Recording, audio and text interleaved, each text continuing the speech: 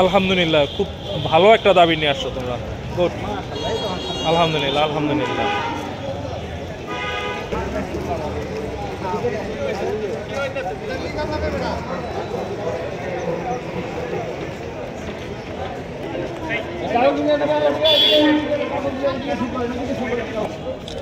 পড়াশোনা আমরা দেখি না, হয়তো আমাকে ঠিকই দেখতেছি। বিপদ হইল। বিসমিল্লাহির রহমানির রহিম।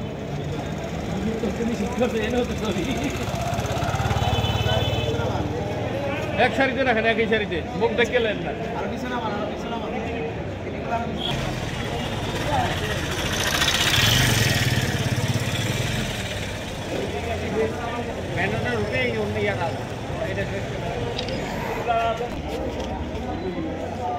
ফারুক ভাই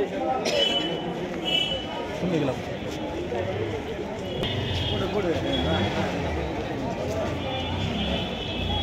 দেখি মা সোজা করে ধরো, সোজা করে ধরো।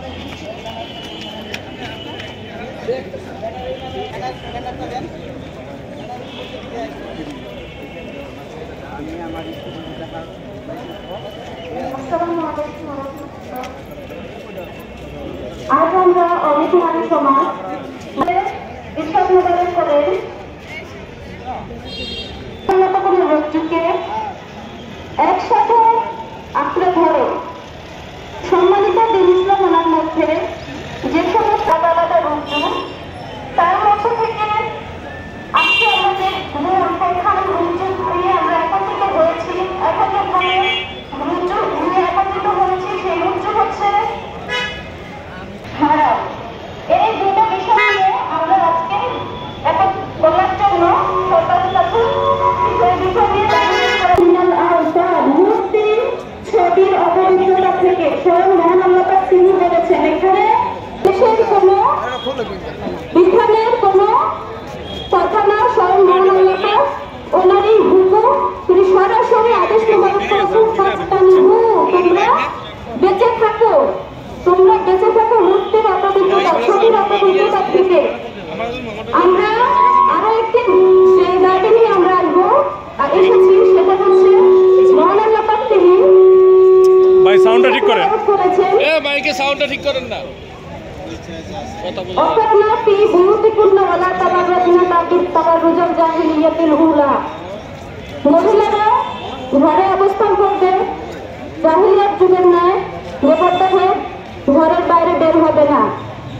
এটা মহান আল্লাহ পাক ওনার ফরমান। একত্রিত হয়েছে আমাদের কিছু দাবি আদায়ের জন্য।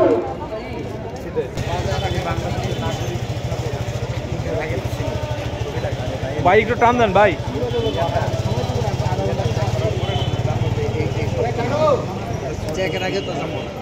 ছবিটা থাকে একটু বলো তবে তোমাদের দাবিটা কি? সম্মানিত দিন ইসলামের ছবি তোলা সম্পূর্ণরূপে হারাম, যেটা পবিত্র হাদিস শরীফের মধ্যে সম্মিলিত হয়েছে। কুল্লু মুসাফিরুন ফিন্নার, প্রত্যেক ছবি তোলাওয়ালা জাহান্নামী। যেই ছবি তোলার কারণে জাহান্নামী হতে হয় সেই ছবি অবশ্যই হারাম। ছবি যেটা জাহান্নামে নিয়ে যাবে সেটা কোনোদিন সুন্দর হতে পারে না, অবশ্যই সেটা জাহান্নামের। পর্দা করা ফরজ, দিন ইসলামে পর্দা করা ফরজ। আজকে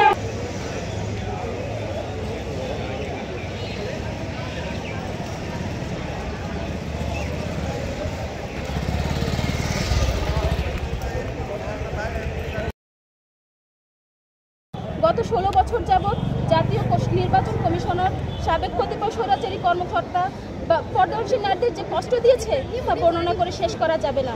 সাংবাদিক ভাইরা, শিক্ষা একটি মৌলিক অধিকার। মুখোশ ছবির অজুহাত দিয়ে পর্দাশীল নারীদের এই অধিকার থেকেও বঞ্চিত করা হচ্ছে। পর্দাশীল নারীরা বেপর্দা হলে শিক্ষা পাবে নয়তো পাবে না, এমন অবস্থারও সৃষ্টি করা হয়েছে।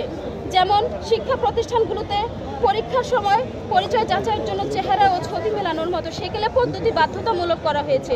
এক্ষেত্রে একজন পর্দাশীল নারীর চেহারার ছবি বেগানা পুরুষ বারংবার দেখছে এবং বেপর্দার ঘটনা ঘটছে। আবার অনেক ক্ষেত্রে পুরুষ আমার নাম আহমদ মার্জান উছাদ। আপনার দাবিটা কি? দাবিটা কি চান? আমাদের দাবি হচ্ছে ছবি মুক্ত একজন বলেন, একজন বলেন। Only একজন বলবেন, আপনি বলবেন, পাঁচ থেকে দাবিটা কি? এটা আমাদের মূল দাবি হচ্ছে আমরা ছবিবিহীন কথা কয়েন না কেউ, হ্যাঁ একদম প্রথম দিকে। আপনি মূল দাবিটা বলেন। আমাদের আজকের মূল দাবি হচ্ছে আমরা ছবিবিহীন এনআইডি কার্ড ফিঙ্গারপ্রিন্টের মাধ্যমে এনআইডি কার্ড করতে চাই এবং জাতীয় পরিচয়পত্র করতে চাই এবং এই পরিচয়পত্র এবং আমাদের যত সর্বত্র যত জায়গা আছে প্রত্যেক জায়গায় আমাদেরকে যেন পর্দার সাথে এটা ব্যবস্থা করে দেওয়া হয়। শনাক্তকরণের জন্য যত জায়গায় আছে সেটা যেন মহিলা কর্মচারী দিয়ে সেটা ব্যবস্থা করা হয়। এটা হচ্ছে মূল আমাদের দাবি। আপনার নাম কি? আমার নাম আহমদ মার্জান উছাদ। কোথায় যাচ্ছেন? আমি শরীয়তপুর জেলা থেকে। আমাদের আসসালামু আলাইকুম। আমাদের ভোটার আইডি কার্ড না করার কারণে আমাদের বাচ্চাদের স্কুলে ভর্তি করাতে পারছি না, মেয়েকে বিয়ে দিতে পারছি না, এরপরে জমি বিক্রি করতে পারছি না, বাবার জমি পাইতেছি না, স্বামীর ওয়ারিশ পাইতেছি না, এরপরে স্বামীর পেনশনের টাকা পাচ্ছি না, বাসা ভাড়া নিতে পারছি না, এরপরে আমরা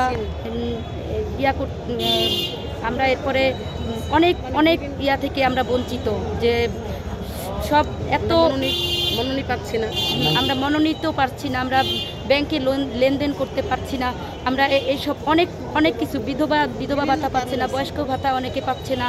আমাদের মা বোনরা আমাদের অনেক কষ্ট বুকে নিয়ে এখানে আসছি। আমরা এনআইডি ব্যতীত কোনো জায়গায় কোনোভাবেই চলতে পারছি না, সব জায়গায় চিকিৎসাও করতে পারছি না, সেখানেও চিকিৎসার প্রয়োজন হলো ছবির প্রয়োজন হয় সেই জায়গায়ও।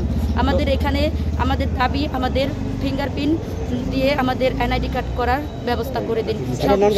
আমার নাম আহমদ রওশনা। আপনারা কি ছবিবিহীন এনআইডি করতে চান? আচ্ছা শুনেন, এই যে গত সরকার আপনাদের এই এনআইডি কার্ড না করার কারণে আপনারা মনে করেন কোন ধরনের আপনার মধ্যে অবিচার করা হয়েছে?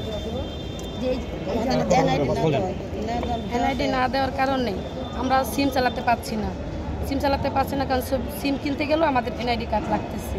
আমরা কোনো ব্যাংকে কোনো করবো, সেখানে নমিনি দিতে হলে ছবি দিয়ে এনআইডি কার্ডের দরকার হচ্ছে। আমাদের আবার কোথাও গেলে বাসা ভাড়া নিতে গেলে এনআইডি কার্ড চাচ্ছে, আমাদের জমি কিনতে গেলে এনআইডি কার্ডের প্রয়োজন হচ্ছে, বাবার সম্পত্তি ওয়ারিশ হওয়ার জন্য এনআইডি কার্ডের প্রয়োজন হচ্ছে। তারপরে এখন আমরা পর্দা করে আমাদের মেয়েদেরকে আমরা পর্দা করাচ্ছি, বেগানা পুলিশের সামনে যেতে দিচ্ছি না, ছোটোবেলা থেকে তাকে পর্দা করাচ্ছি। এখন বিয়ে দিতে গেলে তার এনআইডি ছাড় ছাড়া বিয়ে দিতে পারছি না। তারপরে আমাদের অনেকে বোনরা আছে যে তার সন্তান তাকে দেখতেছে না, ওষুধ খাওয়ার জন্য টাকা নাই, সরকার থেকে যে বিধবা ভাতা দিবেন সেটা কিন্তু সে পাচ্ছে না এনআইডি কার্ড না থাকার কারণে। অনেক বিধবা মহিলা আছে যিনি আবার তার বিয়ের প্রয়োজন আছে, সেখানে এনআইডি কার্ডের জন্য সে বিয়েও বসতে পারতেছে না, তার জন্য কতটা কষ্টদায়ক। আরও অনেক সরকারি নিপীড়নের অনেক কিছু দাবি আছে যা আমরা এখন হয়তো সব কিছু বলতে পারছি না। বিভিন্নভাবে আমরা এনআইডির জন্য আমরা খুবই কষ্টে আছি। এখন আমাদের একটাই দাবি, সরকার যেহেতু এই দেশের রাষ্ট্র ধর্ম হচ্ছে ইসলাম, আমরা মুসলমান দেশে বসবাস করে যদি আমরা পর্দা করতে না পারি তাহলে আমরা কোথায় যাবো? এই জন্য আমাদের সরকার যিনি অবশ্যই মুসলমান, উনি যেন ধর্মকে লক্ষ্য করেন, ওনার ধর্মে আদরে মেয়েরা পর্দা করবে, এরা পর্দার সাথে চলাফেরা করবে, সেখানে যেন আমাদের পরপুরুষের সামনে মুখ খুলে আমাদের জন্য বাদ বাড়ানো হয়, আমাদের সাথে ফিঙ্গারপ্রিন্টের মাধ্যমে আমাদের নারী ব্যবস্থা দেওয়া হয়। কারণ ফিঙ্গারপ্রিন্টের মানে ছবি পরিবর্তন হবে, মাসের বয়সের সাথে সাথে পরিবর্তন হয়, বয়স 30 বছর বয়সে আরেক রকম চেহারা পরিবর্তন আসবে, কিন্তু ফিঙ্গারপ্রিন্ট পরিবর্তন হবে না। পানি সে মানবা প্রত্যেকটা জানাতে প্রয়োজন হবে, এটা আল্লাহ পাক একটু শুনতে বসে মিল হবে না, হবে না। ছবি যখন ধরে আসে দুটি কি বন্ধ হয়েছে, ফিঙ্গারপ্রিন্ট অফিসে যাচাই বাছাই করা সম্ভব। আমরা চাই যেহেতু আল্লাহ পাক রেখেছেন, আল্লাহ পাকের ভয় আমরা পর্দা করছি, দুনিয়ার কোনো কিছুর ভয় না, কোনো কিছু জোলাপের আদেশ আমরা পর্দা করতে চাই। আমাদের সেই পর্দা যেন বজায় থাকতে হবে, সেদিকে রাখেন। আমাদের জোর করে পুরুষের সামনে মুখ খুলে আমাদের স্কুলে মেয়ের ধরতে গেলে পড়তে গেলে সেখানে তাদের মূল্য খেতে হয়। সে আপনার